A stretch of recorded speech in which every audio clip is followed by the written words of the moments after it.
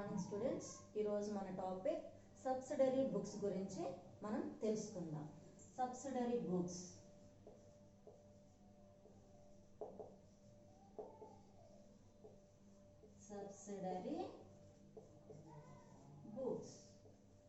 So accounts లో next topic వచ్చేటప్పటికి subsidiary books. ఈ సబ్సిడరీ బుక్స్ ని 8 టైప్స్ గా డివైడ్ చేయడం అనేది జరిగింది. సో మన డైలీ ట్రాన్సాక్షన్స్ లో డిఫరెంట్ ఎంట్రీస్ ని డిఫరెంట్ గా మనం పోస్ట్ చేస్తాం కదా. ఫస్ట్ జర్నల్స్ లోకి, ఆ జర్నల్ తర్వాత నెక్స్ట్ ఏ బుక్స్ ని అంటే నెంబర్ ఆఫ్ ట్రాన్సాక్షన్స్ అంటున్నాం కదా. సేల్స్ ఉంటాయి, పర్చేజెస్ ఉంటాయి, సేల్స్ రిటర్న్స్ ఉంటాయి, పర్చేజ్ రిటర్న్స్ ఉంటాయి. ఇట్లా నెంబర్ ఆఫ్ ట్రాన్సాక్షన్స్ ఉండేటప్పుడు వాటిని ఎటువంటి బుక్స్ ని దేంట్లో పోస్ట్ చేస్తాము అనడానికి ఎగ్జాంపుల్ సబ్సిడరీ బుక్స్ మాట. ఈ సబ్సిడరీ బుక్స్ లోని మనం డివైడ్ చేసుకోవడం, ఈ సబ్సిడరీ బుక్స్ ని 8 టైప్స్ గా డివైడ్ చేయడం అనేది జరిగింది. అవి ఏంటంటే first one cash book. Cash book ఇది ఏంటంటే డైలీ ట్రాన్సాక్షన్స్, క్యాష్ ట్రాన్సాక్షన్స్ మాత్రమే మనం ఈ క్యాష్ బుక్ లోకి ఎంటర్ చేయడం అనేది జరుగుతుంది అన్నమాట. Second one purchases. Purchase book. Purchase book అంటే మనము క్రెడిట్ పర్చేజెస్ చేస్తాము, క్యాష్ పర్చేజెస్ చేస్తాము. క్యాష్ పర్చేజ్ చేసినప్పుడు క్యాష్ బుక్ లోకి ఎంటర్ చేస్తాము. క్రెడిట్ పర్చేజ్ చేసినప్పుడు ఓన్లీ పర్చేజెస్ బుక్ లో మాత్రమే మెన్షన్ చేస్తాం అన్నమాట. Next third one sales. Sales book. ఓకేనా. సేల్స్ ఆ నెంబర్ ఆఫ్ పర్చేజెస్ ఉన్నప్పుడు at the same time sales కూడా ఉంటాయి కదా. ఆ సేల్స్ క్యాష్ సేల్స్ ఉంటాయి, క్రెడిట్ సేల్స్ ఉంటాయి. సో క్రెడిట్ సేల్స్ చేసినప్పుడు మనం ఇది సేల్స్ బుక్ లోకి మెన్షన్ చేస్తాం అన్నమాట. Next fourth one purchase returns.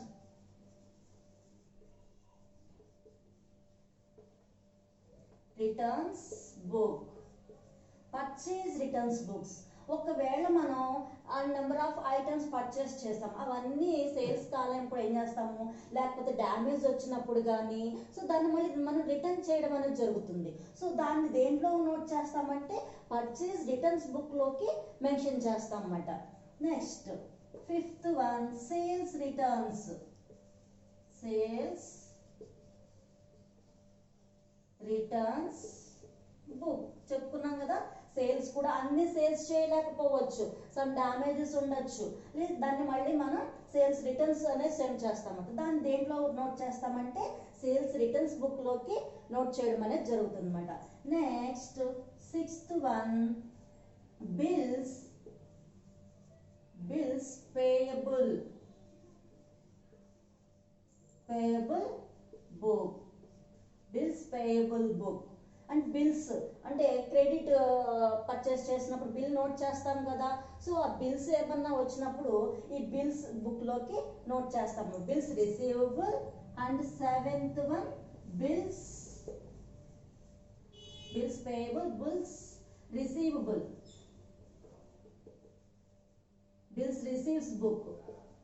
So మనం బిల్స్ ఏమన్నా మనం పే చేయాలంటే పే బుక్ లోకి, మనం ఏమైనా బిల్స్ రిసీవ్ చేసుకుంటే రిసీవ్ బుక్ లోకి మనం నోట్ చేయడం అనేది జరుగుతుంది. And last one eighth one వచ్చేటప్పటికి జర్నల్.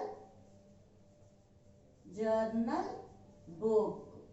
జర్నల్ బుక్ అంటారు దీన్ని.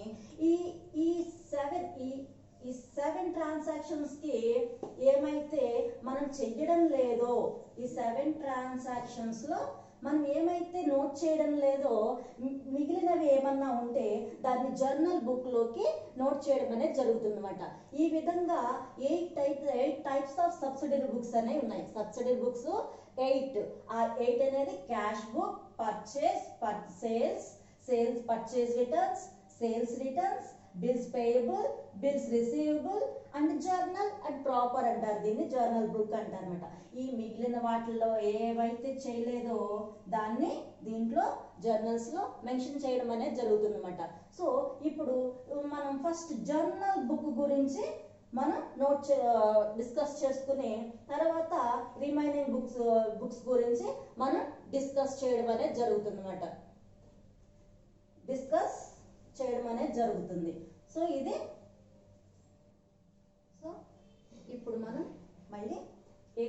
గురించి డిస్కస్ చేసుకున్నాం కదా, దాంట్లో లాస్ట్ వన్ జర్నల్ ప్రాపర్. ఆ బుక్లో ఏమేమి నోట్ చేస్తారు అనేది మనం ఇప్పుడు చూద్దాం మళ్ళీ. సో ఒక ప్రాబ్లం తీసుకుందాం. On 1st January 2016 the position of Mr. Kishore as was follows. So ఈ కిషోర్కి సంబంధించిన కొన్ని డీటెయిల్స్ చూసుకున్నాం. యాక్చువల్గా ఇట్లా ఉంటే మనం ఏం చేస్తాం, జర్నల్ ఎంట్రీస్ రాస్తాం కదా, ఇట్లా దీన్ని బట్టి జర్నల్ ఎంట్రీస్. సో దాన్నే ఎట్లా ఓపెనింగ్ ఎంట్రీ అంటారనమాట. సో ఇవన్నీ కలిసి ఒకే ఎంట్రీలో పోస్ట్ చేస్తాం. సో దాన్ని ఏ విధంగా పోస్ట్ చేయాలి అనేదే ఇప్పుడు మనం నెక్స్ట్ డిస్కస్ చేస్తాం. జర్నల్ ప్రాపర్ బుక్లో ఎట్లా నోట్ చేస్తారు వీటిని జర్నల్ ప్రాపర్ బుక్లో ఏ విధంగా మెన్షన్ చేస్తారు అనేది మనం తెలుసుకుందాం. So journal proper ruling already మనం డిస్కస్ చేసుకున్నాము. ఇది వచ్చేటప్పటికి date particulars LF debit rupees credit rupees కదా. LF కూడా కంపల్సరీ ఉండాలి అండ్ డేట్ పర్టికులర్స్. సో ఇది date particulars LF debit rupees credit rupees. ఇది కిషోర్ జర్నల్ ప్రాపర్స్ బుక్స్ మాట. Kishore journal proper books.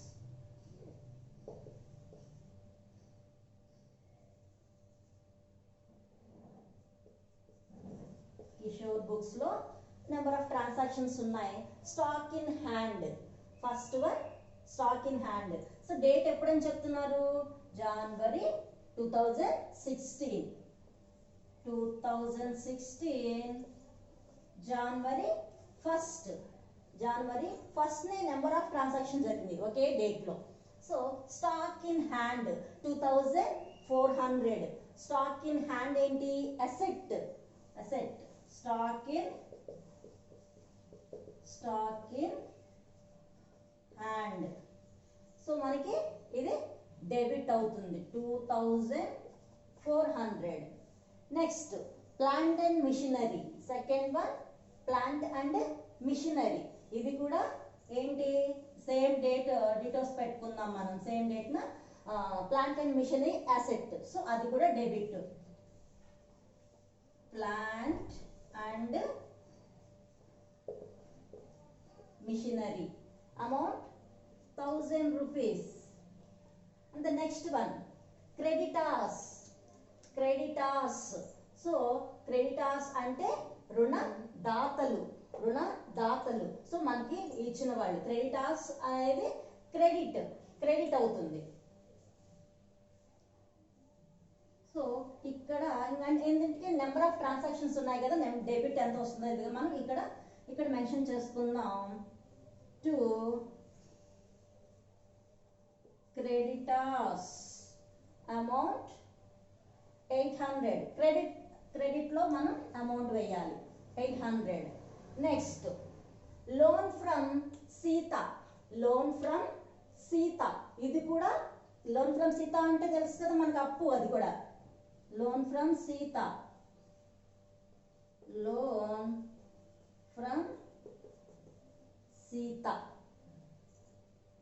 1500. ఇది కూడా క్రెడిట్. 1500 క్రెడిట్ చేయాలి. Next cash in hand asset. Next cash in hand 1800. Cash in hand కూడా mention చేసాం. Next debtors debit. Same date న debtors amount 500 debit. Next investments అంటేనే పెట్టుబడులు అంటారు కదా. సో అది మనకి అసెట్ అవుతుంది కదా. Next investments rupees 2000. Bills payable, bills payable, bills payable credit అవుతుంది, బిల్స్ రిసీవబుల్ డెబిట్ అవుతుంది. సేమ్ డేట్స్ న to bills payable, bills payable 400 credit.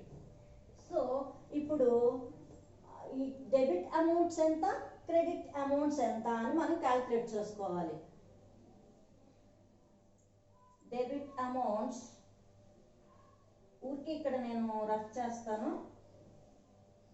0 0 4 13 17 1 2 3 4 5 6 7 7,700 data 7,700 ఉంది. సో నెక్స్ట్ క్రెడిటార్స్ ఎంత ఉంది, క్రెడిటార్స్ 0 0 13 17 7 1 2,700 ఉంది. సో 2,700 తీసేస్తే 5,000 కదా. సో 5,000 ఎక్కడ, సో ఎక్కడ లెస్ గా ఉంది, క్రెడిట్ లో.